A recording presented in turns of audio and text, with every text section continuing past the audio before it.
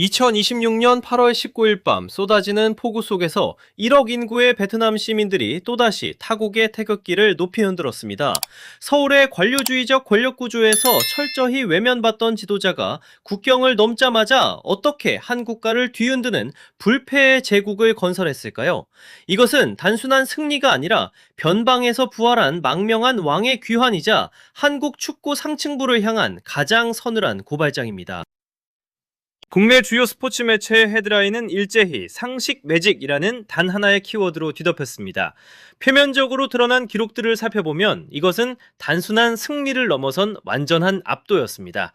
하노이 미딘 국립경기장에서 열린 준결승 2차전에서 베트남은 말레이시아를 2대 0으로 제압하며 합계 스코어 4대 0이라는 압도적인 격차로 결승에 올랐습니다. 후반 62분과 82분에 터진 의우엔 수원손의 연속골은 벤치에 냉철한 용병술이 빚어낸 필연적인 결과였습니다. 조별리그 13득점 0실점이라는 완벽한 수비 밸런스를 바탕으로 베트남은 이제 A매치 26경기 연속 무패라는 동남아 축구 역사상 전례 없는 대기록을 작성했습니다. 과거 박항서 감독이 세웠던 23경기 무패 신화를 넘어 완전히 새로운 지평을 열어젖힌 것입니다. 베트남 축구연맹 역시 1차전 승리 직후 15억 동, 한화로 약 8,115만 원에 달하는 포상금을 즉각 지급하며 이 거대한 승리 행진에 전폭적인 지지를 보냈습니다. 이제 김상식후의 시선은 역대 7회 우승국이자 최대 라이벌인 태국과의 결승전으로 향하고 있습니다. 2024년에 이어 2026년 대회까지 재패하며 사상 최초의 아세안컵 2연패라는 대업을 완성할 수 있을지 데이터는 이미 역사적인 분기점을 가리키고 있습니다. 표면적인 승리의 환희를 넘어 우리는 이 거대한 현상을 시스템의 구조적 모순과 역사의 순환이라는 서늘한 렌즈로 들여다보아야 합니다. 여기서 우리가 마주하는 첫 번째 모순은 중심부의 붕괴와 주변부의 번영이라는 지극히 잔인한 권력지형의 분열입니다. 대한민국 축구의 심장부인 서울에서는 협회 상층부의 불투명한 밀실 행정과 카르텔적 의사결정으로 인해 사법당국의 압수수색이 단행되고 국회 청문회장에서 지도부의 구조적 무능이 낱낱이 생중계되는 초유의 파국이 이어졌습니다. 국내 현장 지도자들의 전문성을 체계적으로 육성하기는커녕 정치적 방패막이로 소모해온 관료주의의 늪속에서 한국 축구의 본질적 경쟁력은 뿌리부터 흔들리고 있었습니다. 선진적인 데이터 분석이나 장기적인 프로젝트 지원 없이 오직 단기적인 성과만을 강요받던 지도자들은 시스템의 실패를 오롯이 개인의 책임으로 떠안은 채 축구계의 변방으로 추방당해야 했습니다. 그러나 서울에서 3,000km 떨어진 동남아시아의 빗속에서는 그들이 가치를 알아보지 못하고 내쳤던 바로 그 한국인 지도자의 위기관리 역량이 완벽한 규율과 결합하여 하나의 거대한 승리 문화를 창조하고 있습니다. 한 걸음 더 깊숙이 들어가 보면 우리는 2018년에서 2026년으로 이어지는 정확한 8년의 역사적 주기성을 발견하게 됩니다. 2018년 국내 무대에서 한계에 부딪혔던 박항서 감독이 황무지 같던 베트남 축구의 인프라와 멘탈리티를 근본적으로 개조하며 아시아 전역에 대한민국이라는 국가 브랜드의 막강한 소프트 파워를 각인시켰습니다.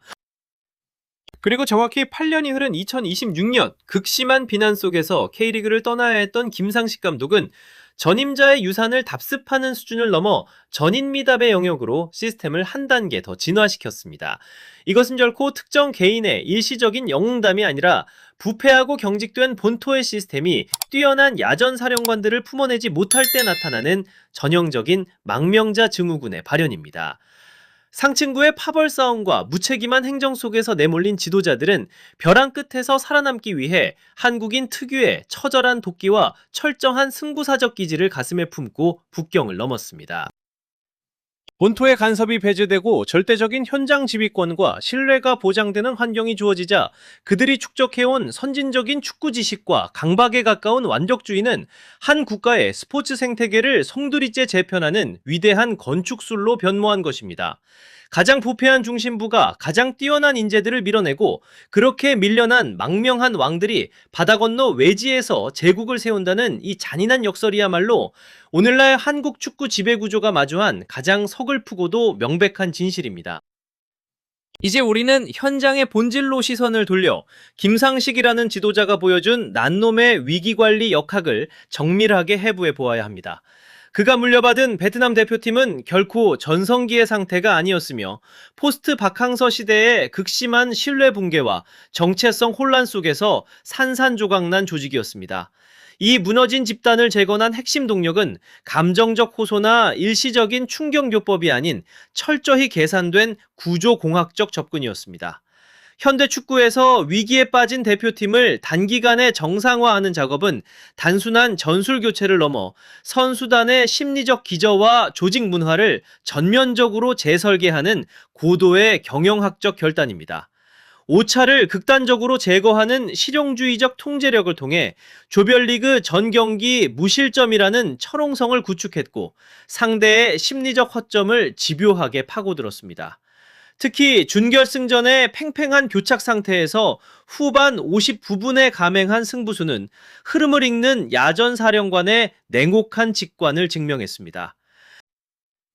후반 62분과 89분에 연이어 터진 득점은 단순한 운이 아니라 상대 수비진의 체력적 한계와 공간 왜곡을 정밀하게 타격한 고도의 심리 물리적 설계였습니다.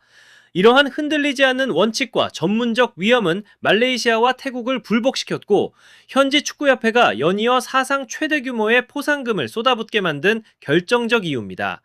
자국 지도자들에게 가혹한 비난을 쏟아붓던 국내 환경과 달리 강력한 자율성이 보장된 환경에서 지도자의 철학은 비로소 완전한 통제력으로 구현되었습니다. 그러나 이 승리가 도달한 진정한 정점은 경기장 안이 아닌 스포츠 사회학이 정의하는 궁극의 소프트 파워 영역에 있습니다. 폭우가 쏟아지는 타국의 광장에서 수많은 시민들이 자발적으로 상대국의 국기를 들어올리는 현상은 단순한 감사를 넘어선 문명적 이정표에 대한 절대적인 경의입니다.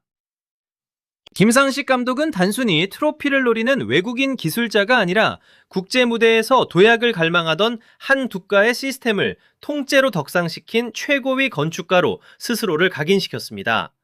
타국의 축구에 선진적인 비율을 이식하고 대중적 열광을 이끌어내는 힘이야말로 어떤 외교적 협정보다 강력한 국가적 위상의 증명입니다.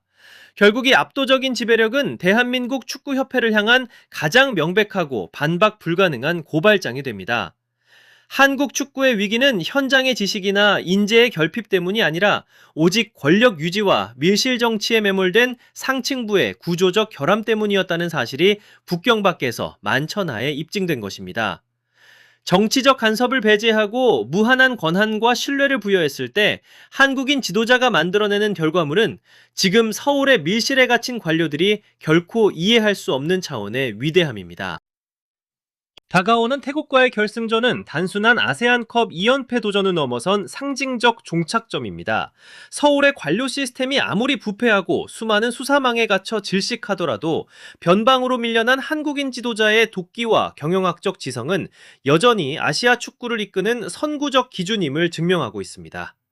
시청자 여러분, 1억 인구의 베트남 시민들이 열대 폭우 속에서 태극기를 자발적으로 높이 들고 환호하는 동안 서울의 축구협회 본부가 경찰의 압수수색으로 봉쇄당하는 이 참담한 현실을 보며 대한민국 축구의 상층부는 민족적 소프트 파워에 대한 자부심을 느껴야 할까요? 아니면 썩어버린 시스템의 무능에 대한 뼈아픈 수치심을 느껴야 할까요? 여러분의 생각을 댓글로 남겨주시기 바랍니다.